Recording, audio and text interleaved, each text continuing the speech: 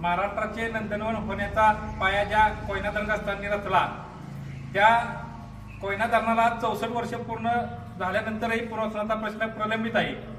त्यामुळे गेली 8 वर्षे सातत्याने तिसरी आणि चौथी पिढी लढा देत आहे। तरी मंत्रालयात अनेक बैठका होऊन सुद्धा प्रश्न प्रलंबित आहेत। झालेल्या बैठकीची अंमलबजावणी प्रत्यक्षात होत नाही।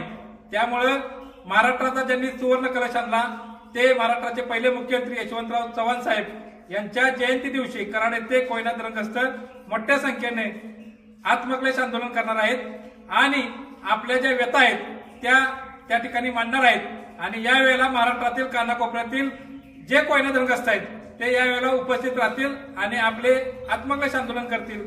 आणि येणाऱ्या सरकारला विनंती आहे की कोयना धरणग्रस्ताने महाराष्ट्रासह इतर राज्य सुजलाम सुफलाम केली, परंतु कोयना धरणग्रस्तांच्या आजही प्रश्न प्रलंबित आहेत।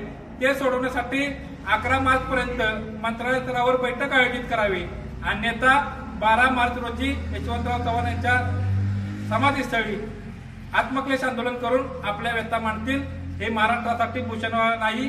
त्यामुळे याबाबत लवकरात लवकर निर्णय घ्यावा, अन्यथा तीव्र आंदोलन करण्यात येईल।